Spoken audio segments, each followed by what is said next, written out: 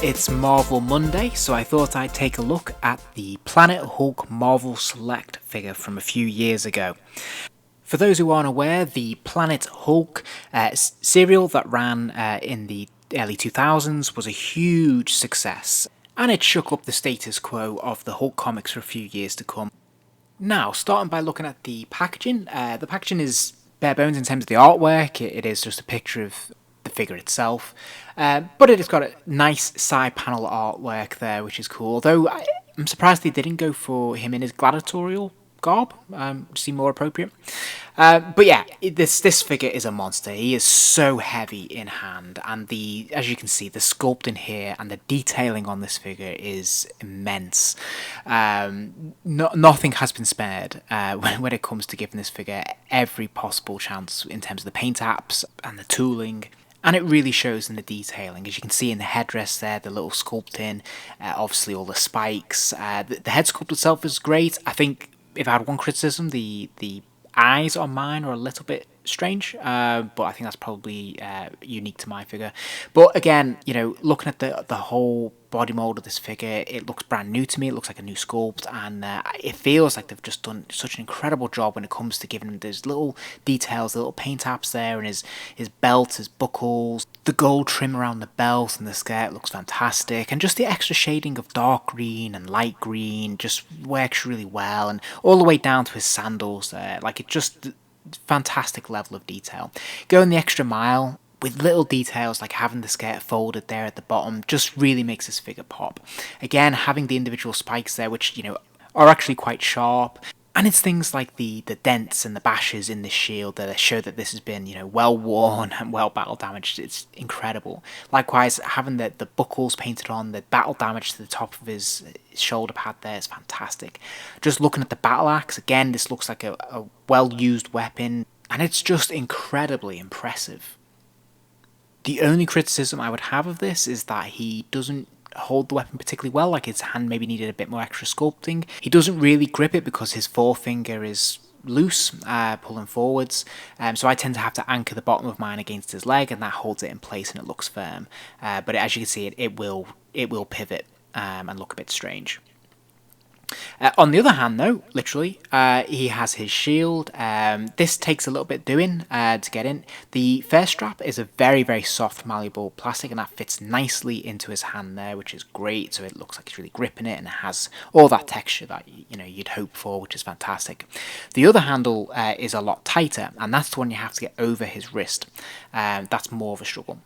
In terms of articulation, his head will move from side to side, but obviously his shoulder pad there does block it from looking any further than that. But it's still good range of motion. His head garb is very sharp, so be aware of that. And it does come off as a separate piece. He does have the ball jointed shoulders. He can get his arms up to a fairly decent level there. He does also obviously have the bicep swivel, which is really useful. So fantastic range of motion there.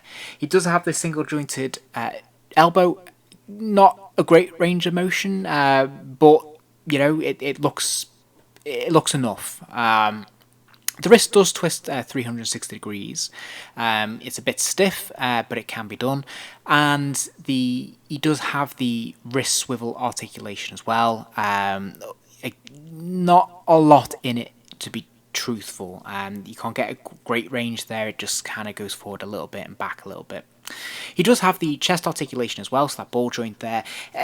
I can't really get much out of this, to be honest. It doesn't really seem to move beyond that. It's enough to have some extra articulation, I suppose, but it doesn't add a whole range. He does have fantastic range at the waist, though, which is great. You can definitely get a lot more position from side to side, but he can't really look up or down.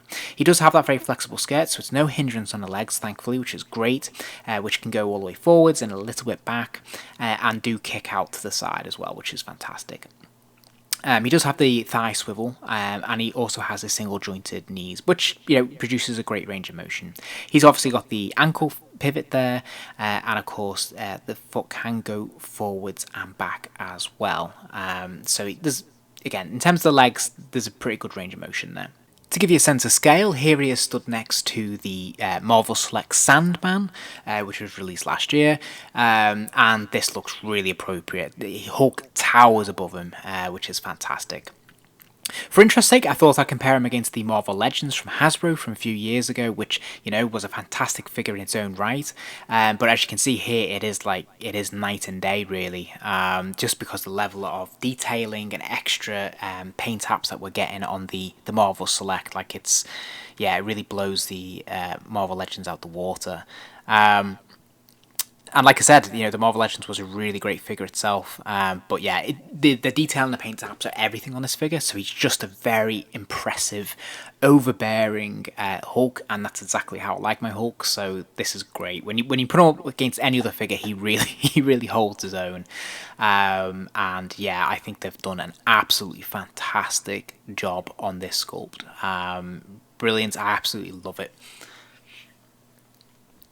So it's probably no surprise then that for me this is a 5-star figure. If you're lucky enough to be able to find him, pick him up, you won't regret it. I hope you enjoyed the vid. If you did, please do give it a like, and remember to subscribe as I'll be posting more videos soon.